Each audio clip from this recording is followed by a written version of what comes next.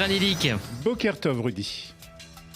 Alors, Benyamin Netanyahou a rencontré hier et pendant près de 4 heures Jared Kushner, venu en Israël pour tenter de faire avancer un accord donc, sur l'avenir de la bande de Gaza. Oui, tout à fait. La rencontre a d'abord eu lieu en tête-à-tête avant d'être élargie à plusieurs responsables du Conseil de paix, notamment Nikolai Mladenov et Tony Blair. Israël et les représentants américains se sont entendus sur un principe. Il n'y aura pas de reconstruction de Gaza avant le désarmement du Hamas. Et puis 2 autres groupes de travail doivent maintenant être mis en place.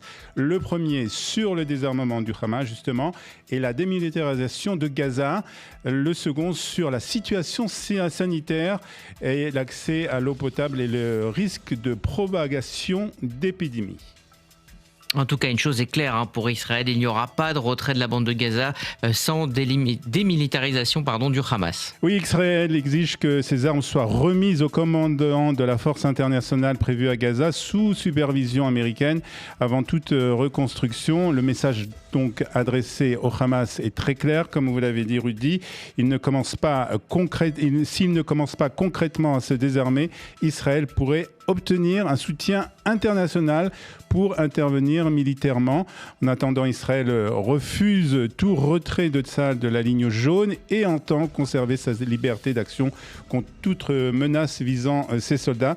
Et puis, Netanyahou a également prévenu que les personnes impliquées, les terroristes impliqués dans les massacres du 7 octobre resteraient des cibles. Puis ajoutons aussi, pour terminer sur ce sujet, que Benyamin Netanyahou a directement reproché à Jared Kushner d'avoir rencontré plusieurs hauts responsables du Hamas. On évoque l'actualité politique. Il y avait des élections primaires hier au Likoud et les premiers résultats arrivent progressivement. Tout à fait, avec le dépouillement de plus de 80% des bulletins.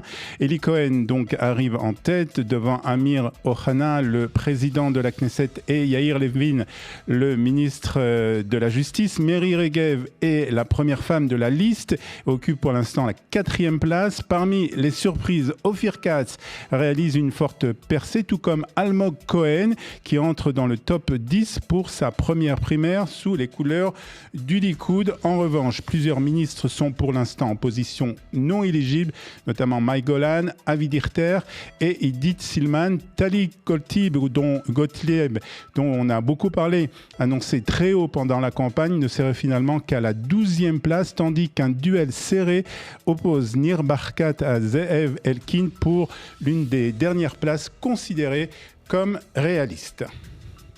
Dans le reste de l'actualité en Israël, cette tragédie, le meurtre d'un enfant de 7 ans à Beth Shemesh. Oui, c'est Hillel Mordechai Danon, 7 ans, qui a été poignardé hier alors qu'il participait à un anniversaire. Son cousin de 4 ans a lui aussi été grièvement blessé. Son état s'est stabilisé à l'hôpital. La police a arrêté un voisin de 25 ans soupçonné d'avoir attaqué les 2 enfants. Un adolescent de 15 ans qui gardait les enfants au moment des faits aurait aussi assisté à l'attaque.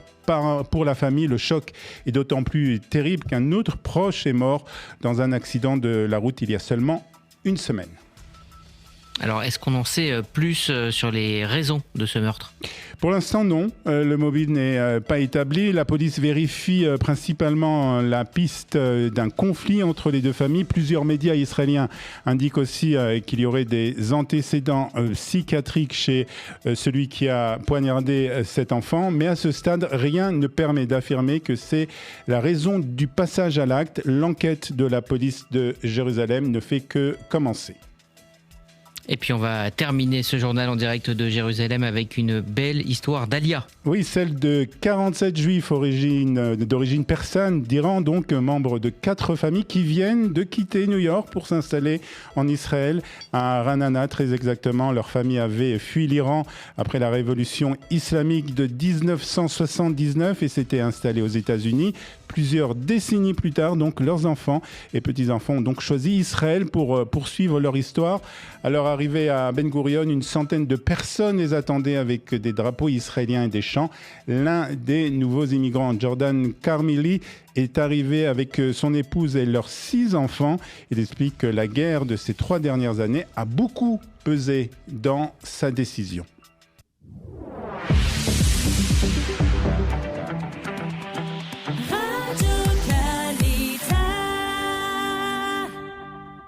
Voilà, jetons un coup d'œil sur la météo d'aujourd'hui en Israël à 8h05 sur Studio Kalita, avec une journée qui sera ensoleillée sur l'ensemble du pays avec une légère baisse des températures. Mais attention, la canicule pourrait revenir dans les jours à venir. Les températures prévues aujourd'hui en Israël: il fera jusqu'à 30 degrés à Haïfa, 32 à Tel Aviv, 29 degrés ici à Jérusalem. Il fera jusqu'à 33 degrés à Beersheva et jusqu'à 40 degrés à Eilat.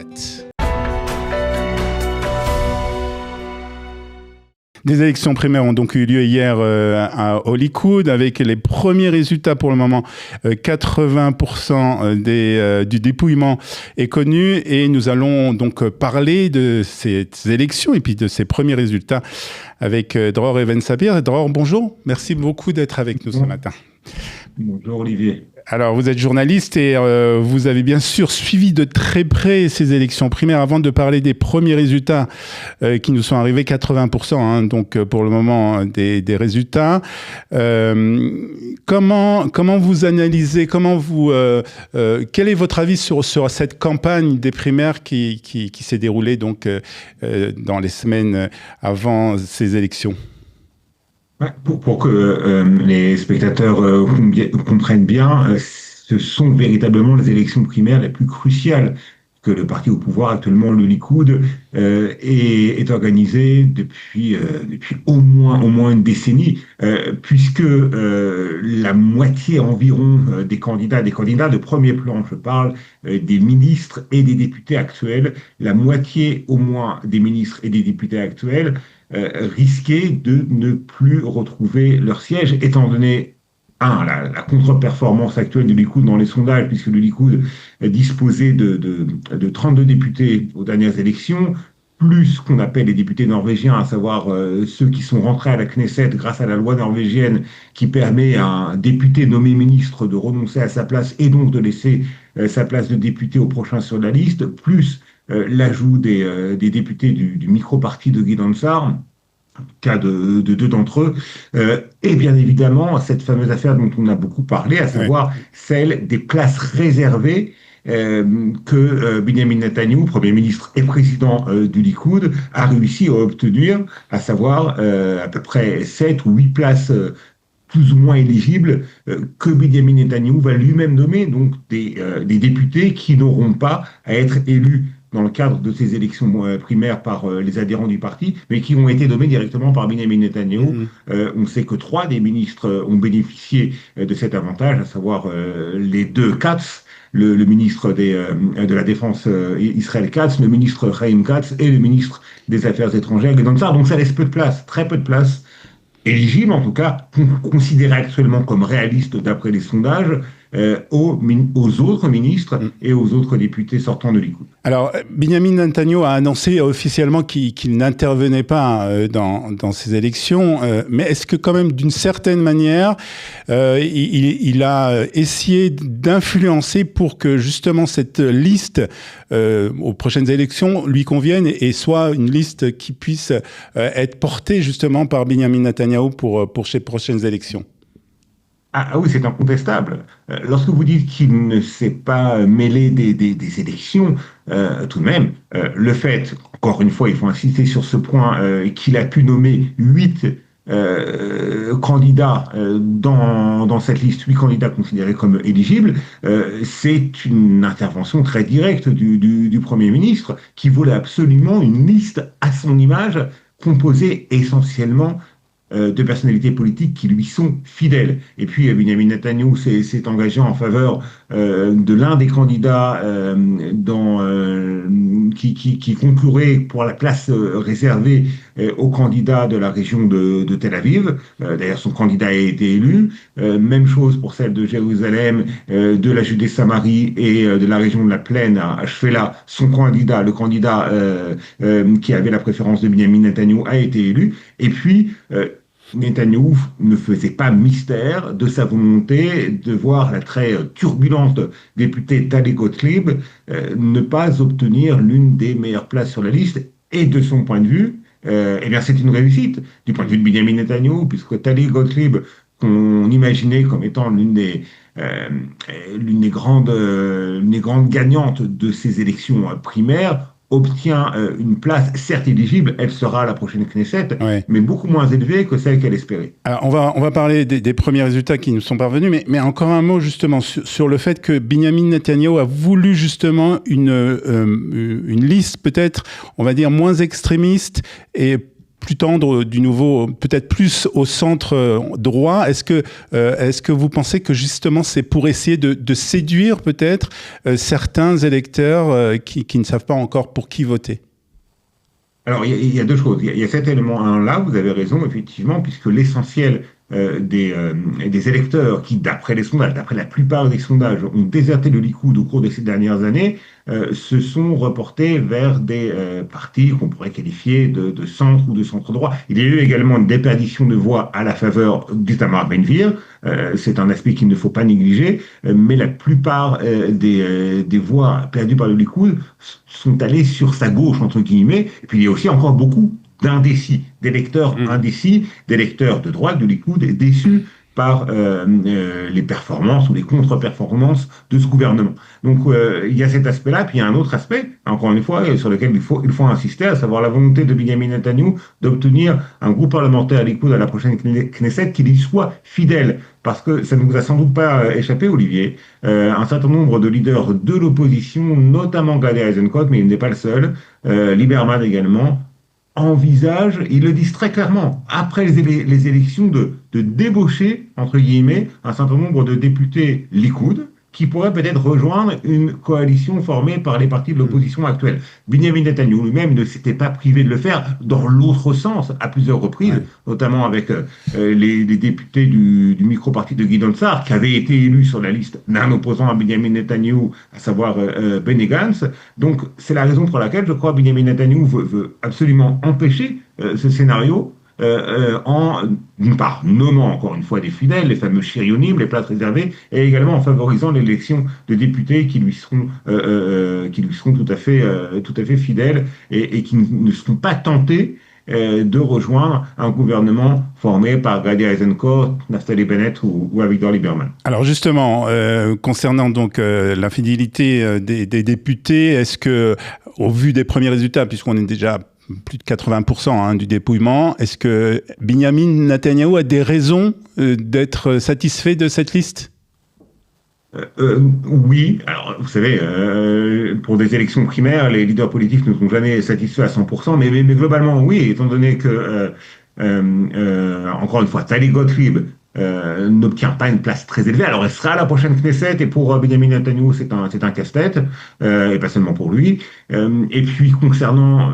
oui, les premiers arrivés d'après les premiers résultats qui nous sont parvenus, des personnalités comme Eli Cohen, Amir Ohana, Yariv Levin, Miri Regev, lui sont d'une très grande fidélité. David Bitan, qui est tout de même un opposant interne, il semblerait, et ça c'est un peu une surprise, qu'il soit réélu, qu'il ait obtenu une place éligible. Et puis Nir Barkat, qui se posait comme étant le successeur naturel de Benjamin Netanyahu. Il se pourrait bien, ce n'est pas encore certain, parce qu'il a obtenu peut-être l'une des toutes dernières places éligibles.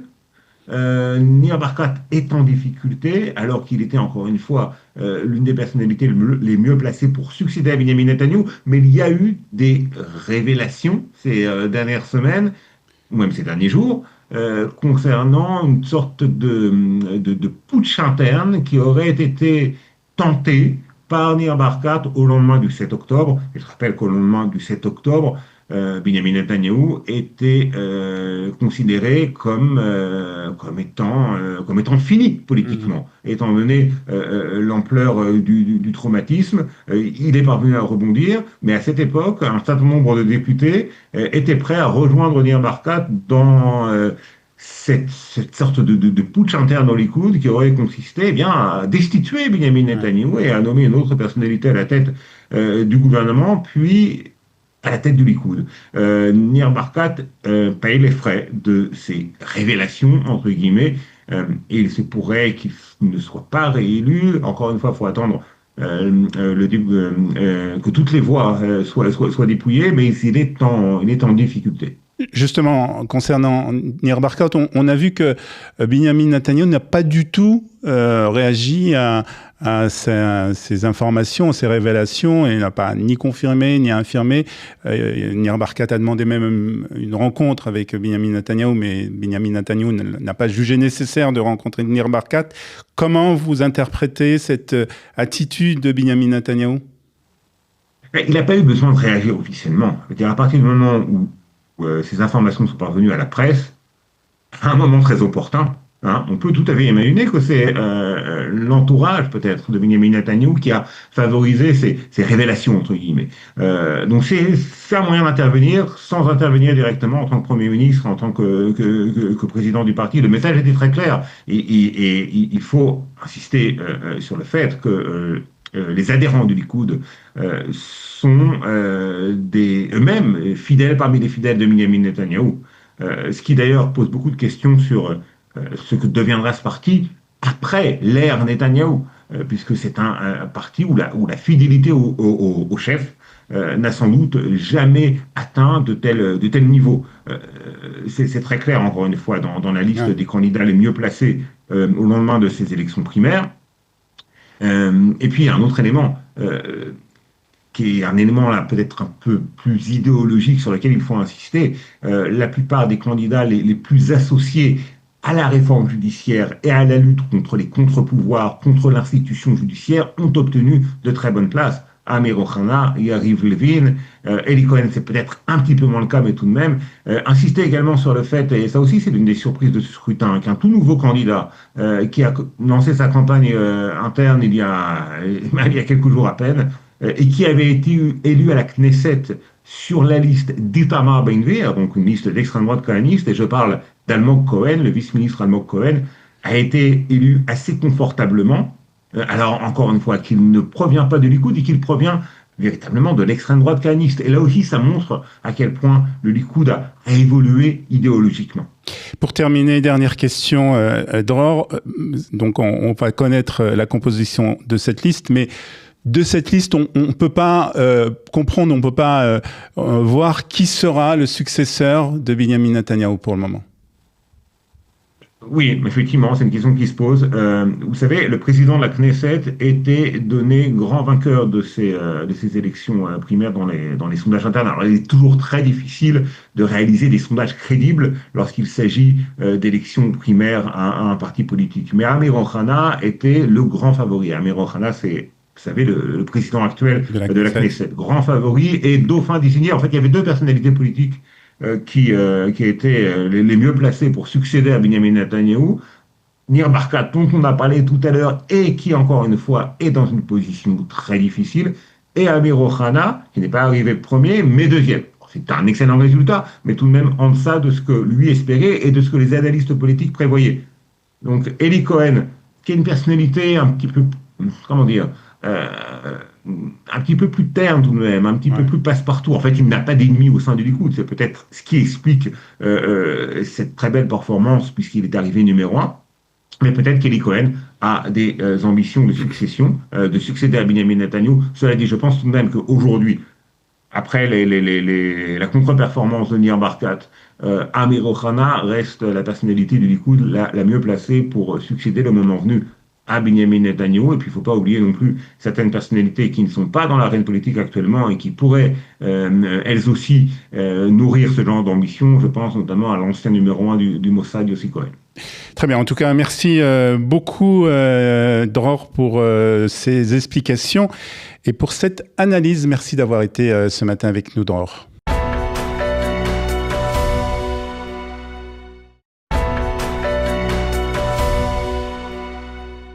Et nous commençons cette revue de la presse avec la rencontre hier entre Jared Kushner, l'envoyé de Donald Trump, et Benjamin Netanyahou. Et c'est Guy Azriel, le journaliste de la chaîne I24 News, qui nous apprend que cette rencontre a duré plus de 4 heures. Et contrairement à l'impression de blocage de ces derniers jours, le plan américain aurait finalement avancé sur plusieurs points importants. Premier accord, aucune reconstruction de Gaza ne commencera avant le désarmement complet du Hamas dans l'ensemble de la bande de Gaza. Deuxième point qui a été conclu aussi hier à Jérusalem, il est essentiel pour Israël. Tsahal restera pour l'instant sur la ligne rouge. Il n'y aura pas de nouveau retrait israélien tant que le Hamas n'aura pas remis ses armes. Et puis enfin, concernant le désarmement lui-même, le Hamas va devoir rapidement montrer qu'il est réellement prêt à passer des déclarations aux actes. Autrement dit, pour E24 News, la balle est désormais dans le camp du Hamas. Commencer réellement à se désarmer ou prendre le risque de voir Israël reprendre l'initiative militaire avec un soutien international beaucoup plus large. Et le Israël Hayom donne aussi ce matin la parole aux habitants en bordure de la bande de Gaza. Alors que l'on parle de reconstruction de Gaza et de l'arrivée possible de forces étrangères, les élus locaux disent ne recevoir pratiquement aucune information du gouvernement.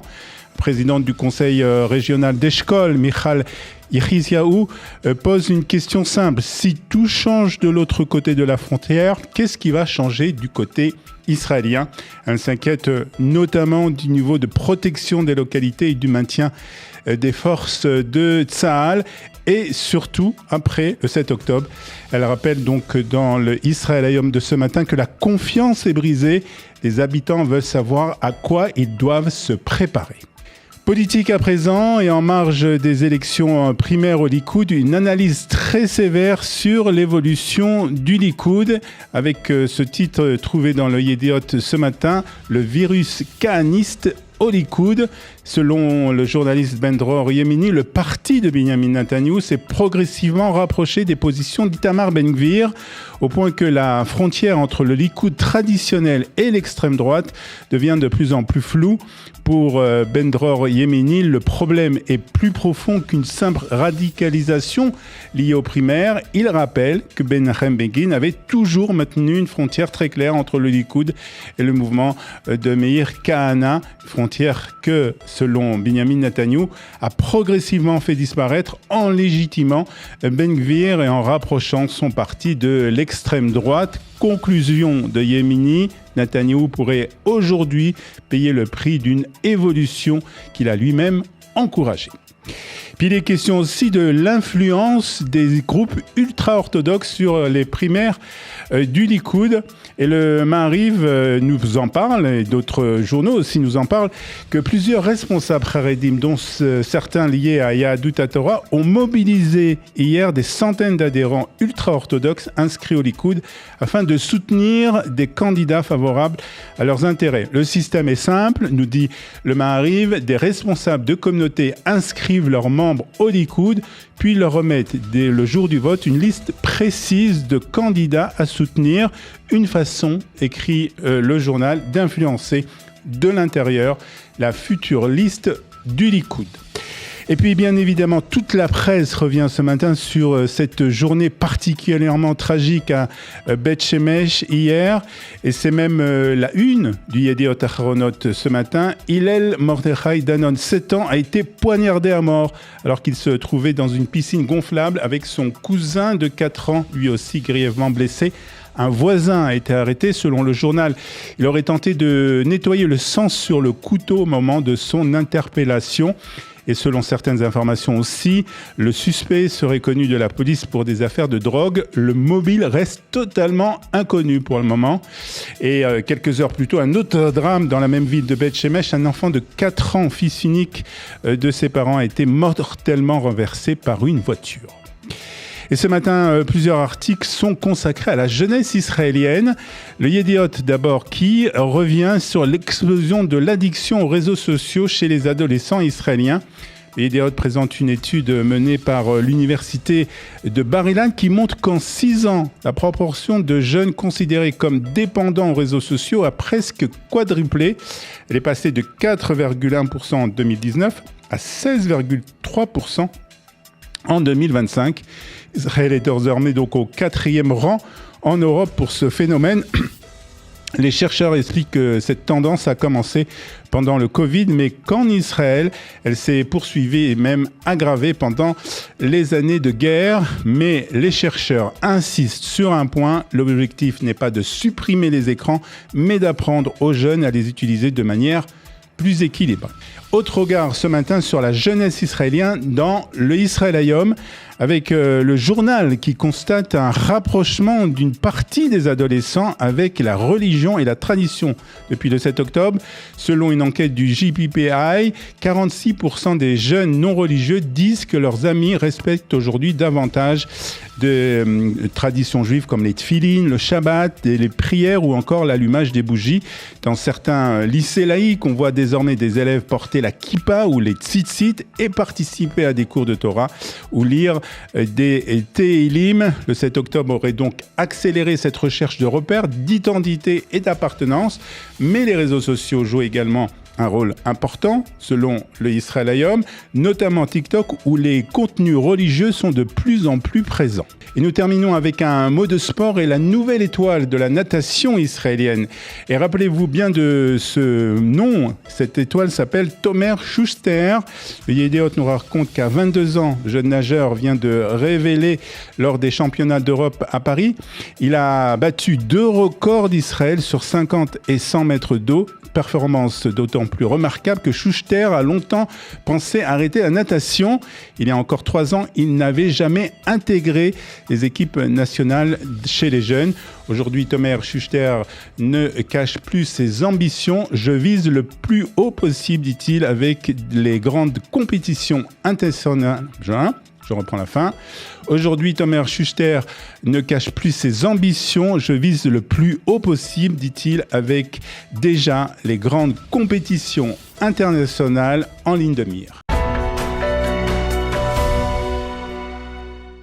Et on va parler à présent avec un nouvel émigrant tout fraîchement arrivé, tout jeune en plus, puisque je suppose qu'il a tout juste 18 ans ou un peu plus, et il est arrivé à la yeshiva Echal Eliyahu à Kochav Yaakov, et il s'appelle Ariel Tomasini. Ariel, bonjour, merci beaucoup d'être avec nous ce matin. Bonjour, merci à vous de me recevoir. Alors Ariel, on va un peu parler de ta décision de faire ton aliyah, à la yeshiva Echal Eliyahu, mais d'abord, raconte-nous un peu d'où tu viens, où tu as fait ta scolarité. Alors moi je viens de Paris, donc je suis né à Neuilly, donc à côté de Paris. J'ai fait toute ma scolarité ma première partie à Kitov, c'est une école qui appartient à Sinaï. Après j'ai fait donc tout mon collège et tout mon lycée à Yavne dans le 13e arrondissement. Et voilà, et c'est pour ça donc j'ai décidé de rejoindre la yeshiva du. Tu as passé le bac cette année, je suppose. Exactement. Année, je suppose. Tu l'as réussi avec brio. Oui. Ouais. Au prochain. Pas de problème. Et tu as décidé de faire ton aliyah. Alors, cette décision de faire ton aliyah, quand elle est venue? Parce que je suppose que ce n'est pas des derniers mois ou des dernières semaines, c'est une décision qui a mûrement réfléchi chez toi. Pour l'instant, je ne l'ai pas encore fait. C'est-à-dire que je vais la faire, j'ai décidé de la faire. D'accord. Et que, tu n'as pas fait officiellement ton aliyah. On va dire que je ne l'ai pas encore fait. Tu n'as pas fait les papiers, etc. Mais quand même, tu es en Israël, tu es à la Yeshiva Echal Eliyahu.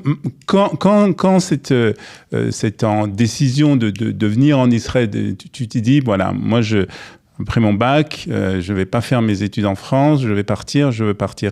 Quand cette décision a été prise?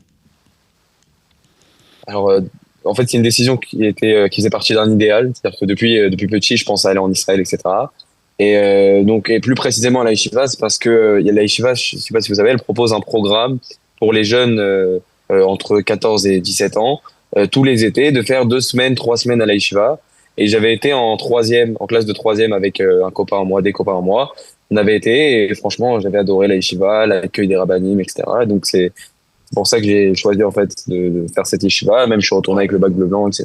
Alors tu dis que c'était un idéal, mais c'est pas si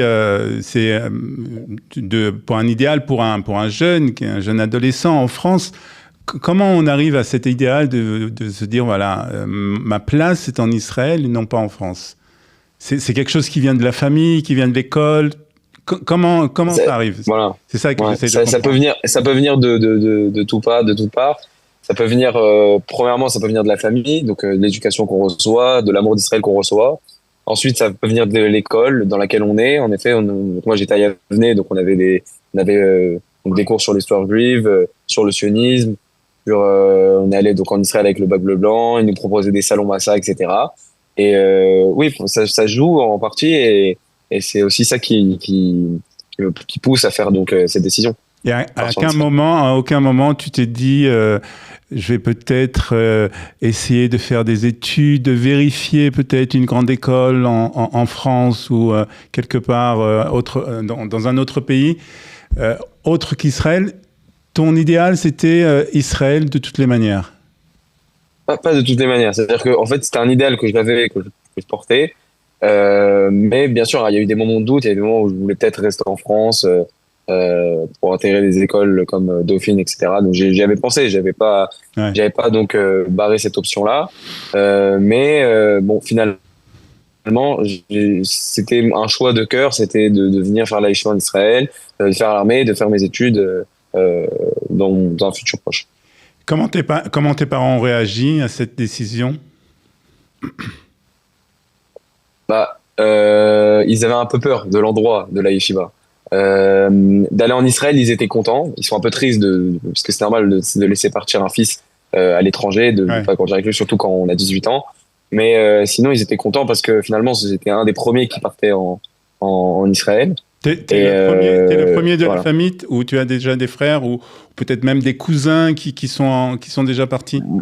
J'ai des têtes de la famille assez éloignées, mais pas dans la famille proche. Dans la famille proche, tu es le premier donc à avoir fait ce pas. Est-ce que la situation en France avec l'antisémitisme, tout ce qu'on voit aussi dans les universités en France, tout ce qui se passe autour de l'antisémitisme, des manifestations contre Israël, est-ce que c'est quelque chose aussi qui t'a poussé justement à prendre cette décision? Alors, pas forcément. Pour moi, je pense que le choix de l'ALIA, c'est personnel, c'est mon avis. Je pense que le choix de l'ALIA, il doit être motivé par plus qu'une raison de crainte ou de peur. Ça doit être plus motivé par notre personne, par notre personnalité, de fait qu'on veut faire l'ALIA, qu'on veut vivre en Israël, qu'on aime Israël. Et ça doit surtout reposer sur une décision personnelle. Ça ne doit pas reposer sur des contraintes extérieures. Bien sûr, il y a des contraintes extérieures. Bien sûr, il y a de l'antisémitisme. Ça, faut pas dire qu'il n'y en ait pas parce que ça serait mentir.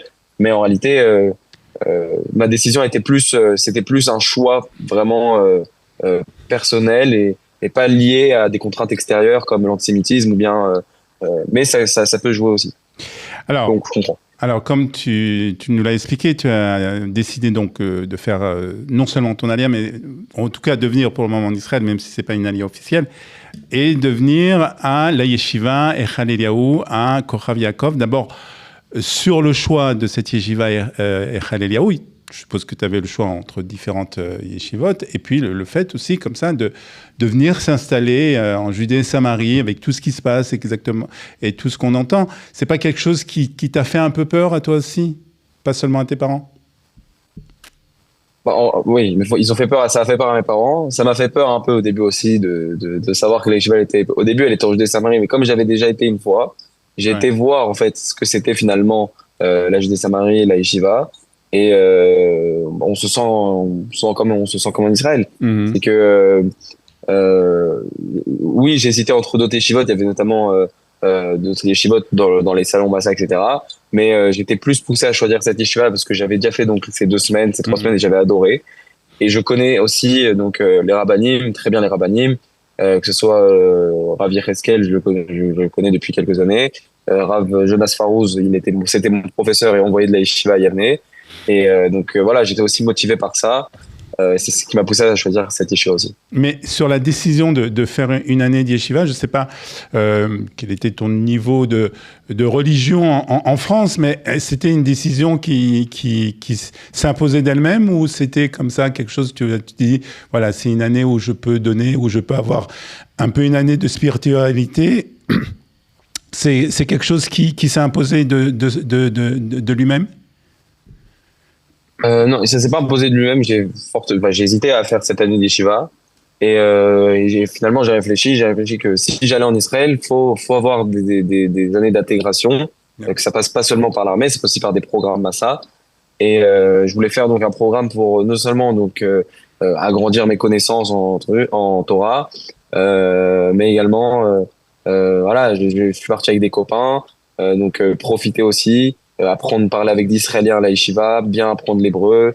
C'est pour ça que j'ai choisi le programme Yeshiva Prépa avec les psychométriques, avec l'Ulpan, et c'est ce qui ça m'a fortement motivé à choisir cela. Mais c'était pas une décision qui s'imposait d'elle-même, c'était vraiment j'ai réfléchi sur ça et voilà, j'ai décidé finalement de le faire.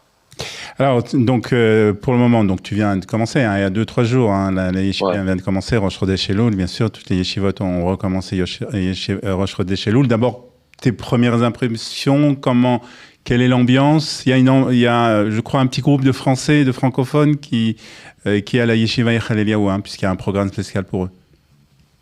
Oui, c'est ça. On est à peu près, pour l'instant, on est entre 20 et 25 Français. On a des madrichim qui sont français, les rabbanim, on a une majorité de rabbanim qui parlent français. Et voilà, pour l'instant, une super ambiance à la yeshiva. On a été très bien reçus, très bien accueillis. Les parents, ils ont été bien reçus. Et voilà, franchement, Tes parents pour t'ont l'instant, ça se accompagné? passe très bien. Tes parents t'ont accompagné? Oui, ils m'ont accompagné le premier jour. Parce qu'ils voulaient venir voir quand même un peu la yeshiva. Et franchement, ils ont trouvé ça, ils ont trouvé la yeshiva belle. Et ils ont vu ma chambre, ils ont vu plein de choses, le Tamidrash, etc. Ils ont été rassurés. Ouais. Alors, c'est le début, hein, de la yeshiva, ça vient juste de commencer, comme on l'a dit. Tu as 1 an devant toi. Quels sont tes projets? Est-ce que tu sais déjà qu'est-ce que tu vas faire l'année prochaine? L'armée, commencer des études? Ou c'est trop tôt pour en parler? Je me projette aussi, sur ce que je vais faire donc à l'avenir. Alors tout d'abord cette année je vais faire les psychos et l'ulpan, donc je vais essayer de bien développer mon hébreu et donc de taper une bonne note d'avoir une bonne note au psychométrique.